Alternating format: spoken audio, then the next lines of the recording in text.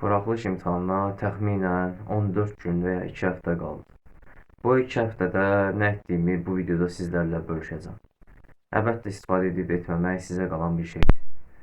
Bugünkü videoda buraxılışa 14 gün qalmış nə edirəm, necə bir təkrar proqramı izləyirəm və bu 14 gündə nələr edəcəm, bu haqda danışacağam. Kanalıma xoş gəldin. Bəli, bildiyiniz kimi buraxılışa 14 gün qalır və bu 14 gündə bizim yeni bir şey öyrənməyimiz biraz çətin məsələdir. Bu 14 gündə yeni şey öyrənmək yerinə mən fikir verdim ki, əvvəlki dərsləri təkmilləşdirmək daha yaxşı olardı. Ona görə ingiliscə belə bir strategiya izlədim. Günə bir mətn, günə bir dinləmə götürmək qərarını aldım və qrammatikanın müəyyən mövzusundan günə 50 dənə test götürdüm. Vurdum, hesabladım və bu 1 saatdan artıq bir vaxt eləməyəcəyini nəzərə aldım. Əlbəttə insandan insana dəyişən bir şeydir. Belə bir şey elədim. 50 dənə ingilis dili testi, bir dənə ingilis dili listening, bir dənə də mətn götürdüm ki, bu 14 gündə hər gün davamlı olaraq işləyə bilim. Bu da mənim təkrar proqramım üçün təkmilləşdirilmiş əsas unsurlardan biri olacaq. Buna əminəm. Azərbaycan dili üçün belə bir strategiya izlədim. Açdım. Keçən dəfəki videoda da demişdim.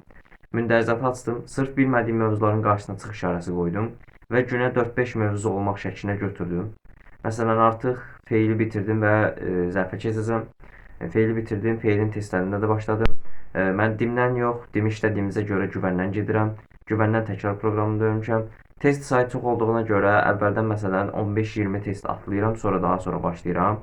Çünki niyə? Onsuz da əvvəlləri asandır, əvvəllərini bilirəm. Yəni bu 14 gün vaxtım olmasaydı bəlkə əvvəllərini də işləyərdim, amma vaxtım qısa olduğuna görə vaxtımı ən yaxşı şəkildə dəyərləndirmək qərarını aldım. Ona görə də gedib sırf çətin olan testləri işləmək istəyirəm. Ona görə getdim və sırf çətin olan testləri işlədim, yoxladım və paraleldə səhvlərimə baxıb həmin səhv yazdığım sualların yanına səhv yazdığımın səbəblərini də yazdım.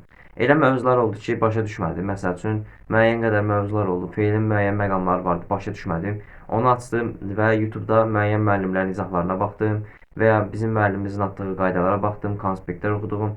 Bir, məsəl üçün, güvən nəşriyyatından oxuyuramsa, bir də M. Haşimdən oxudum ki, daha da təkmilləşdirilmiş olsun və nəticə hiss edirəm ki, sanki, məsəl üçün, feil bölməsi artıq əvvəlkinə nəzərə məndə daha yaxşı oturub, məndə daha yaxşı anlaşılan bir vəziyyətə gəlib çıxıb. Yəni, onu deməyim ibarətdir ki, mən təkrar proqramında Azərbaycan dilini belə bir yol izlədim və həqiqətən də nəticəsini də görəcəyimə inanıram.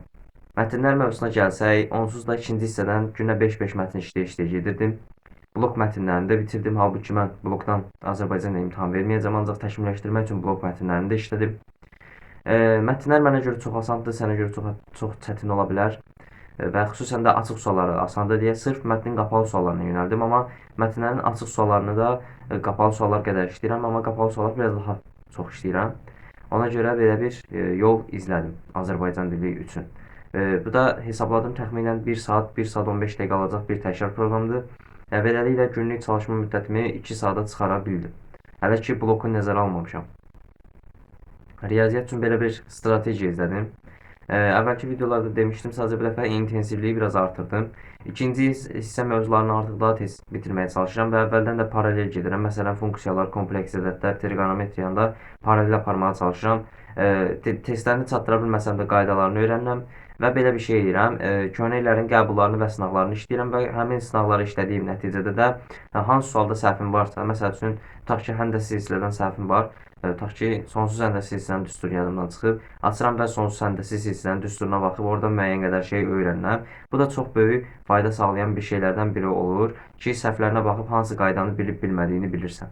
Və məsəl üçün, müəyyən bir mövzu keçdik. Məsəl üçün, atıram, fəza dərsini keçdik. Açıram, köhnə il qəbullardan sırf fəzaya nə qədər sual varsa onlara baxıram. Baxdıqdan sonra tək-tək işləyib oradan nəticəmi çıxardıram ki, məsəl üçün, fəzadan bunu bilirəm, bunu bilmirəm. Məsələn, bu düstur yadımdan çıxıb, apofemi bilmirəm, prizmanı bilmirəm, piramidadan yaxşıyam kimi nəticələr çıxardıram və belə bir qeyd dəftərim var. Oraya yazıram o qeydləri və bu yolla riyaziyyatımı da təkmilləşdirməyə çalışıram.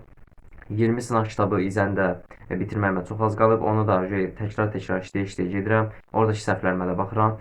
Bəziləriniz deyə bilər ki, o kitab asandır, olsun, mən bu kitabdan işləyirəm, sən gedib başqa kitabdan işləyə bilərsən. 20 sınaq kitabından riyaziyyatdan işləyə bilərsən, heç bir fərqi yoxdur. Günün sonunda əsas olan nəticədir və nəticə üçün gedilən hər yolda mübahdır, türklər demişkən. Ona görə də necə bir çalışmağının önəmi yoxdur. Sadəcə əsas olan odur ki, o mövzuyu öyrənəsən, o mövzuyu qavrayasan. İlla məsəl üçün Mehraz dedi ki, M Haşimdən oxumalısan, deyə gedib M Haşimdən oxumamalısan. Başa düşürsənsə get İzədən oxu, başa düşürsənsə get Dimdən oxu. Hansı sənə daha rahatsa, hansı sənə daha cazib gəlirsə, onu oxumalısan. Bugünkü video biraz qısa oldu. Sadə biraz çalışma müddətimdən bəhs etdim. Bir çöküş dönəmindən keçirəm həqiqətən də. Son zamanlarda dərsə qarşı biraz həvəsim ölüb və nisbətən daha az çalışıram. Həm YouTube olsun, həm olimpiyadanın yaratdığı baskı olsun, həm müəllimlərin, həm valideynlərin, həm blok fənlərin yaratdığı baskı olsun. İstər-istəməz bu ərəfədə biraz insanı sıxır, insanı biraz tənbəlləşdirir. Amma tez bir zamanda toparlamağa çalışacağam. Bugünkü video bu qədər idi. İzlədiyiniz üçün təşəkkür edirəm. Sağ ol.